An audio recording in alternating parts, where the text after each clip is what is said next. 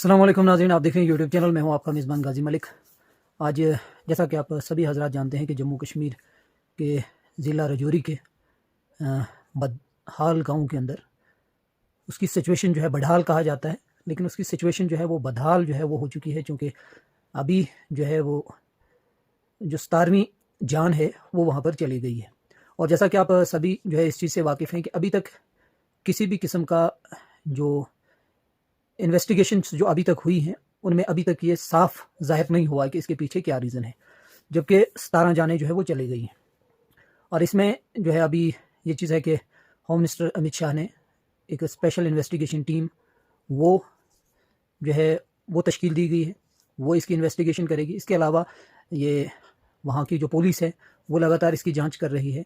और कल जैसा कि आपने सुना होगा, जो प्रिंसिपल हैं जीएमसी रजौरी के, उनकी तरफ से ये साफ़ कर दिया गया था कि ये किसी किस्म का कोई वायरस या दूसरी चीज़ कुछ ऐसा कुछ भी नहीं है। और ये जो निशानदेही हो रही है धीरे धीरे, ये लग रहा है कि कहीं ना कहीं किसी जहर का जो है ये असर है, जिसकी वजह से ये तमाम चीज़ जो है वो हो रही है, जिसकी वजह से लोगों की जानें जो है वहाँ पर जा रही हैं। और वो कुल मिलाकर देखें तो कोई एक ही फैमिली है। तो इस पर जो है अभी आने वाले समय में ये सब साफ़ होगा कि इसके पीछे क्या है, कौन सा जहर है, कैसा है। और इन्वेस्टिगेशन जो पुलिस की तरफ से वो भी तो चली रही है, उसमें भी ये चीज़ें धीरे धीरे साफ़ होंगी कि आखिर इसके पीछे क्या रीज़न है और इसके पीछे कौन दरिंदा सिफ्त इंसान है। ये तो देखिए, अगर किसी परिवार में अपनी गलती की वजह से किसी भी किस्म की अपनी लापरवाही से होता तो मुझे नहीं लगता इतने बड़े पैमाने पर होता। तो इसके पीछे जो कुछ भी है, जिस किसी भी इंसान की तो हम बात नहीं करेंगे, दरिंदा सिफ्त इंसान कहेंगे हम उसे। लेकिन यहाँ पर यह भी सोचने की बात है कि आखिरकार इंसान की इंसानियत जो है वो कहाँ तक पहुँच चुकी है, और वो क्या कुछ सोच रहा है, और कैसे अपने समाज को जो है वो तबाह व बर्बाद कर रहा है, और कैसे जो है वो दूसरों के लिए वो तकलीफ़ का सबब जो है वो बनने लग चुका है। और ये चीज़ें तो ज़ाहिर होंगी, लेकिन अभी जो आज एक नई डेथ हुई है, उन्होंने, उनकी फैमिली ने अभी जो है सरकार से ये गुहार लगाई है कि सरकार हमें जो है ये फैसिलिटेट करे कि हमें जो है या तो आज ही पोस्टमार्टम करवाए ताकि हम कल उनके कफन दफन का वो इंतज़ाम कर सकें, या फिर यहाँ से जम्मू, चूँकि वो जम्मू में है, वहाँ से रेफ़र किया जाए हमें रजौरी में, वहाँ जो हॉस्पिटल है जीएमसी का, वहाँ पर हम पोस्टमार्टम करें। और उसके बाद उनके कहने का मतलब साफ साफ यह है कि कल हमारा जो कफन दफन का वो हो जाना चाहिए। और अगर जैसा कहा जा रहा है अभी उनको कि उसमें जो है वो थोड़ा टाइम लगेगा, कल पोस्टमार्टम होगा यानी फिर वो कल वहाँ से निकलेंगे, तो उनके कहने का मतलब यह है कि ये फिर तीसरे दिन पर चला जाएगा। लेकिन कुल मिलाकर सिचुएशन जो है वो अभी भी आउट ऑफ कंट्रोल है। इसे कंट्रोल में नहीं कह सकते हैं, क्योंकि अभी ये कंफर्म नहीं है कि अभी कितने लोग और हैं जो इससे मुतासिर हैं, और क्या कुछ आने वाले समय में जो है वो हमें देखने को मिलेगा, और सिचुएशन कहाँ की तरफ बढ़ेगी, ये तमाम चीज़ें आने वाला वक्त बताएगा, क्योंकि इस तमाम के पीछे जो जांच है वो चल रही है।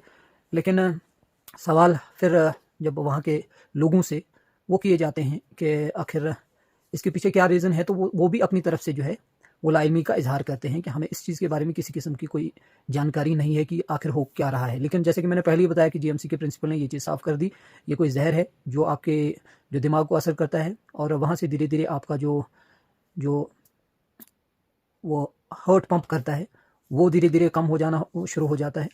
और इसके साथ साथ आपका जो पूरा नर्वस सिस्टम है वो डैमेज होना शुरू होता है, तो धीरे धीरे, जिसकी वजह से आप लगातार होश खोते जाते हैं, और एक वक्त ऐसा आता है कि आपकी वो जान चली जाती है उसी वजह से।